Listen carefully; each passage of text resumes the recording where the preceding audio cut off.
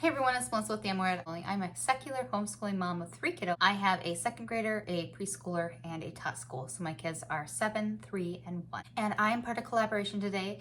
It is a homeschooling show and tell that is hosted by Abby from Rooted and Rest and Jessica from the Waldock Way. And they put together a collaboration that will go all the way till next June. So it's once a month and I have it here. So I'm going to look at it a little bit because the first one is a homeschool get to know us. So it's a this or that. So I'll just go ahead and read these off and let you know what I prefer. So coffee or tea. It does say I have to choose only one, which is a little upsetting, especially at first I feel at least. But I would pick, their channels will be listed below, as will the playlist, so you can check out the other homeschooling moms and get to know them as well. It's a huge collaboration. I'm sure you're going to find a ton of new homeschooling channels, and I can't wait to find a bunch of new ones myself and get to know all these new homeschooling moms and their channels. The first thing is coffee or tea. So I mean, I like tea. I like tea a lot. I have a lot of tea, but I drink coffee every day. So I'm going to go with coffee, even though I don't like it. I had to pick one or the other. So we're going to go with coffee.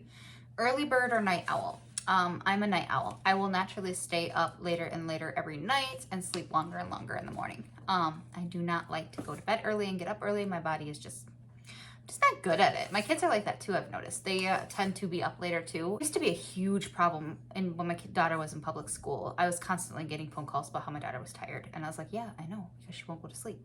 We tried everything we could do to get her to go to sleep earlier.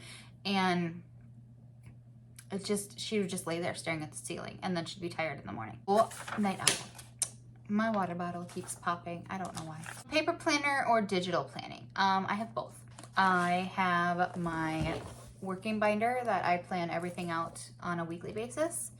And I have my computer's actually open next to me. It keeps track of all my YouTube for me in spreadsheet format. It keeps track of my unit studies for this school year. And I just downloaded a free grade book that I'm trying out as well that is Excel format. So I can only pick one, but I actively use both. So I guess if I had to give one up, I would give up, I don't know.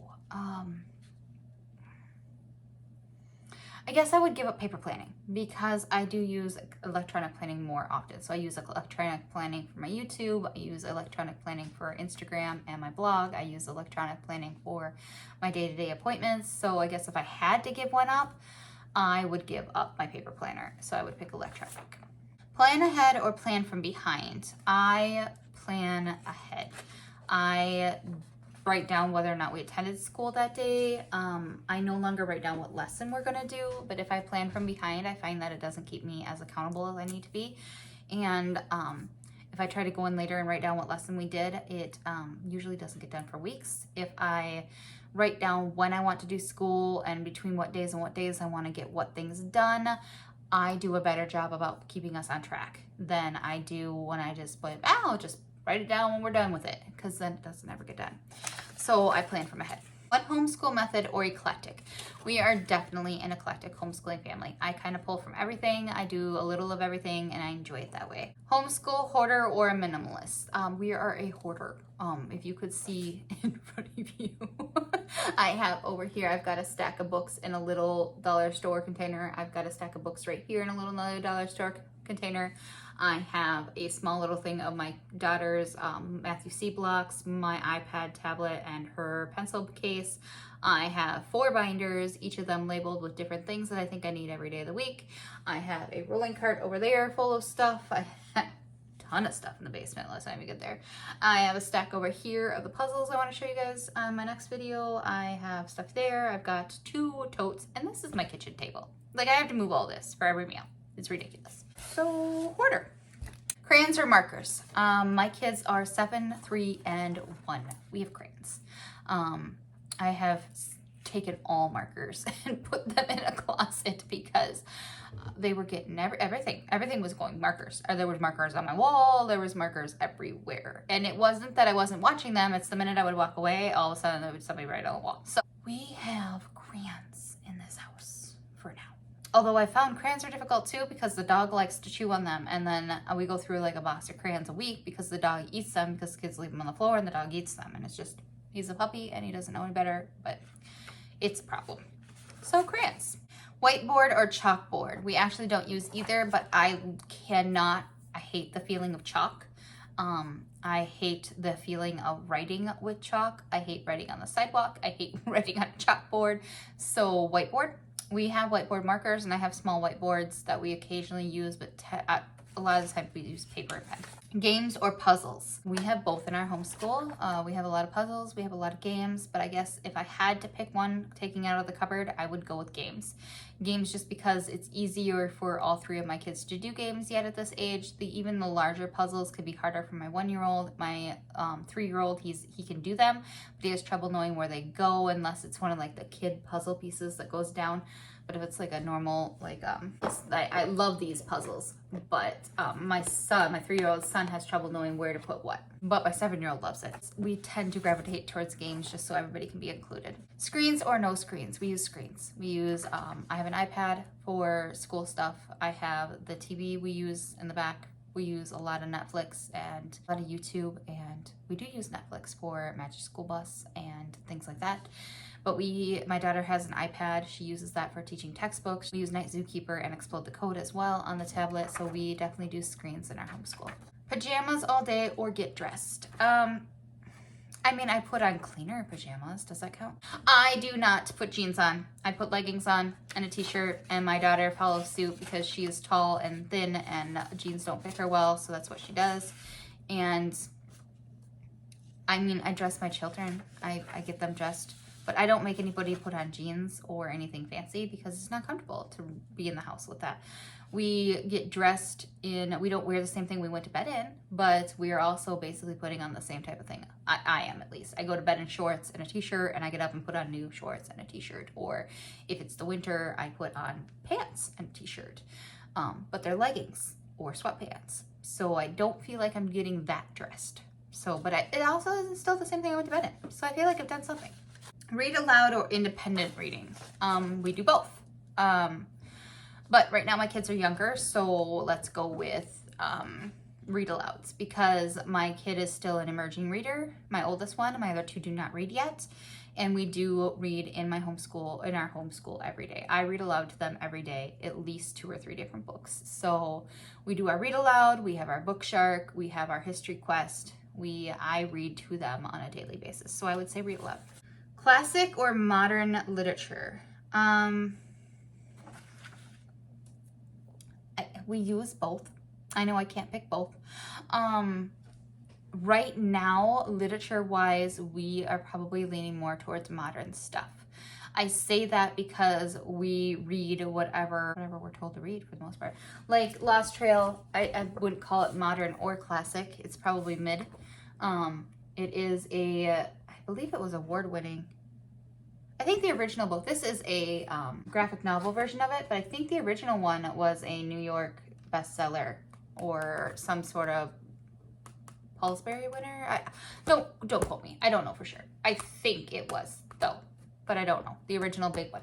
We also use our Book Shark books, and I read whatever History Quest tells us to read. I usually pull 1 or 2 books from there and read that. Like right now we're reading the Arabian Nights. I don't know. I guess I would say modern is probably what we lean more towards, but I know there's a time and a place for the classical, and we obviously incorporate that as well. But I suppose if we had to pick, it would be modern. Science or history? These get hard. Obviously, we do both in our homeschool. I personally and my husband really like science, so we tend to probably do more science than we do history. I have lots of unit studies each month, and each month we have a unit study, which is usually kind of science-based. I guess we are just biased towards science because we have 1 history, we have History Quest, but we have basically 3 sciences. So we do Book Shark science, we do Building Blocks of Science, and we have unit studies every month, usually every month. It's about 4 to 6 weeks I plan each unit study. And most of our unit studies are science-based in nature. So we just did a human body one. We did a 9/11 one. I guess that could be considered history. And then right now we're starting our animal kingdoms one. So that is another science one. So I suppose I would have to pick science. Art or music?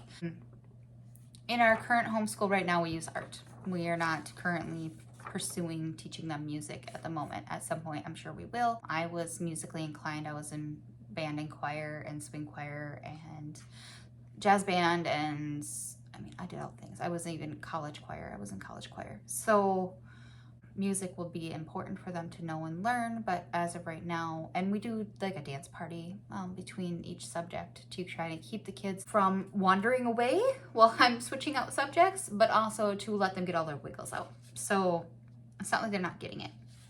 But I plan in my homeschool, I only plan art, so I would pick art. Nature study or poetry tea time? I don't do either. I do poetry. We read to them poetry. Right now we're using the Tiger Burning Bright daily poetry book. I did a review about that. I can link it if I remember to. But we also, in previous years, we've used Sing a Song of Seasons, and we read that multiple times a week. I guess if I had to pick, I would pick poetry tea time, but I don't know if just reading a poem a couple days a week counts as poetry tea time. Probably not. Lunch with your kids or lunch alone? Pick like what I'd rather do.